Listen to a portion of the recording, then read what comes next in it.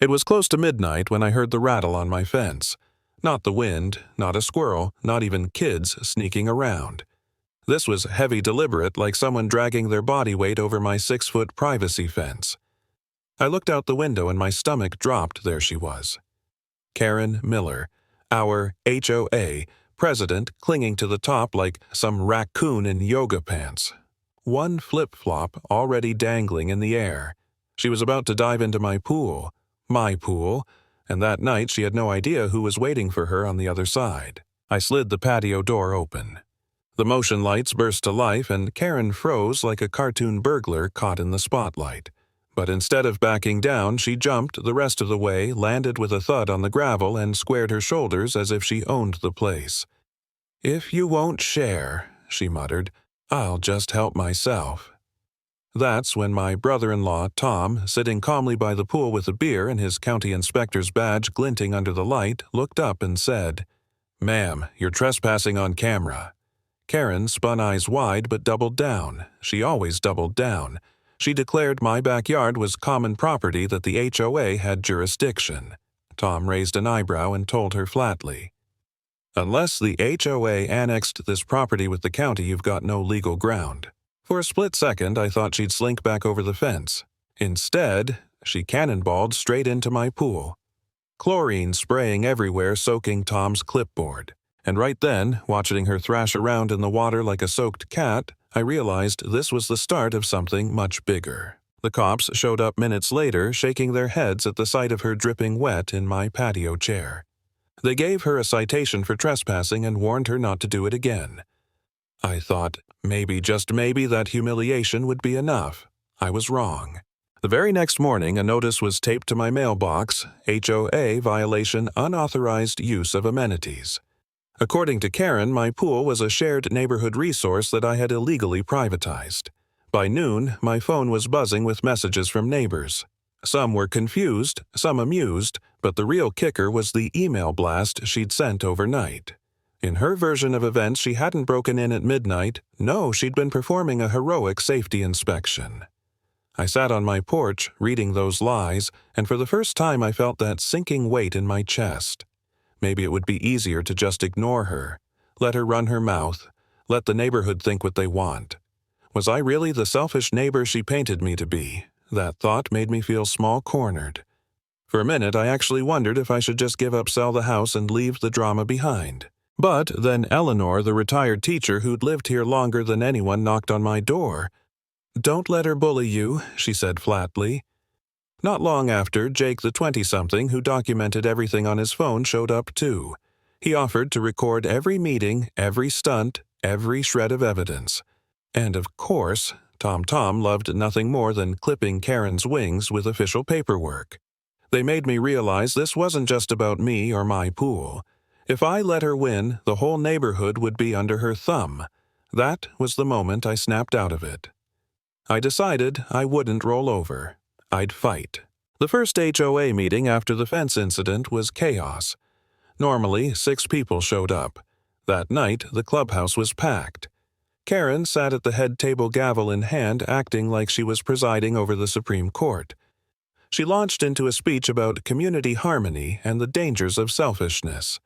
She even claimed that children might suffer psychological distress from seeing a pool they couldn't use. I sat there silent, arms crossed, letting her ramble. Then Tom stood, cleared his throat, and projected a still frame from my security camera. Karen, mid-cannonball arms, flailing. Timestamp glowing red. Gasps rippled through the room. Eleanor spoke up, Karen enough. "We all know the pool isn't ours. Don't drag us into your mistake." The tide shifted in an instant. Karen slammed the gavel, shrieking about discrimination and manipulation, but her allies avoided her eyes. That night she stormed out humiliated. But humiliation never stopped her. It only fed her. A week later, a city inspector showed up at my door with a clipboard mumbling about anonymous complaints of unsafe construction. I handed him my binder of permits, perfectly organized, everything up to code. He shook his head and said mine was the cleanest pool he'd inspected all month. When word spread, neighbors laughed, but I felt the dread settling in. She was escalating. The escalation hit a breaking point one Saturday afternoon when 3 landscaping trucks rolled onto my lawn. Crews unloaded ladders, cement bags, demolition gear. Karen strutted behind them with a clipboard barking orders like a general. Remove the east fence. Repurpose the pool deck. This is now a community amenity. I stood in the driveway, stunned. You can't just tear down my fence, she smirked. Watch me. The contractors hesitated, clearly uneasy. That's when Tom roared up in his truck badge flashing. Gentlemen, if you touch a single thing, you'll be complicit in fraud. Within minutes, the crews packed up and left, muttering apologies. Karen screamed after them, threatening lawsuits, but no one listened. She had crossed into outright criminal territory. And then came her so-called nuclear option. Flyers stuffed into every mailbox, plastered on lampposts. Save our neighborhood vote to remove the troublemaker. That troublemaker was me. A special meeting was scheduled, a community vote to exile me from the neighborhood. She wanted to turn the entire HOA into a weapon to crush me. But I was ready. For 3 days straight, I gathered everything: video footage of her trespassing inspector reports, police citations, screenshots of her fake emails, sworn statements from neighbors. My binder looked like a prosecutor's exhibit. The night of the meeting, the clubhouse buzzed like a circus. Karen, in another bright blazer, stood behind a banner that read, "Vote yes for harmony." She called me dangerous, divisive, a selfish tyrant hoarding water. The crowd murmured, some nodding, some skeptical. I waited until she was in full swing before I walked calmly to the front. I laid the binder on the table and flipped it open. First page, Karen, mid-cannonball, into my pool. Laughter rippled through the room. Next page, inspector's letter clearing my property. Next, hazmat team report showing nothing but standard chemicals. Next, police report of her false explosive complaint. By the time I placed down the court dismissal from her failed lawsuit, the room was buzzing, neighbors shaking their heads. This isn't about harmony, I said. It's about one person's obsession with controlling what isn't hers. Karen screeched, slamming her gavel, calling me a liar. Tom stood up from the back, his badge glinting. Every one of those documents is official. I verified them myself. Eleanor rose, too calm but sharp. Karen, we've all seen it. This isn't leadership, it's harassment. The room erupted in applause. Even her usual allies looked away ashamed. The board president, normally quiet, finally spoke. Karen, this vote is not legitimate. And frankly, after reviewing this, I think we need to consider whether you should remain on the board at all. Gasps swept the room. Karen froze, sputtering. The board took a quick vote and nearly every hand shot up. The motion passed. Just like that, she was removed from her seat of power. Her face twisted red with fury. She screamed, "Traitors, all of you!"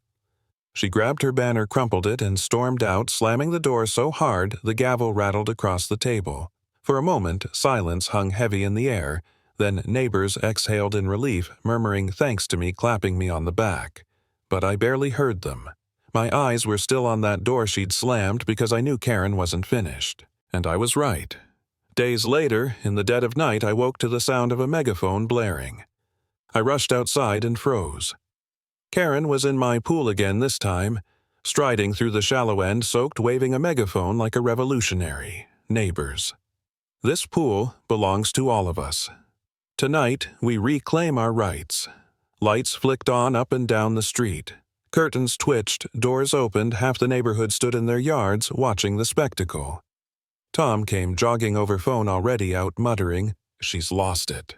Karen's voice cracked as she shouted, "This is a revolution!" She spun in the water, hair plastered to her face, eyes blazing.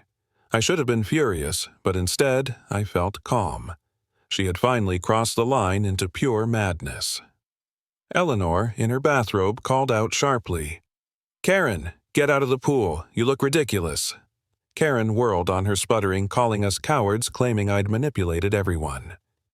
She tried to climb out, but her foot slipped on the wet concrete, and with a yelp she toppled backward into the water megaphone, squealing feedback as it floated beside her.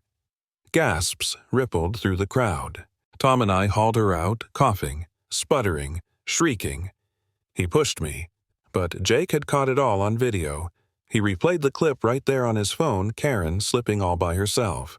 The deputies arrived minutes later, same ones as before. They sighed, read her rights, and cuffed her on my patio. She thrashed, screaming, "You'll regret this." This isn't over, but this time it was. And standing there watching the patrol car's taillights fade down the street, I finally breathed out long and deep, realizing that for once the neighborhood was free of her grip. Some people think control is power, but the truth is, real power is when everyone finally sees through the act.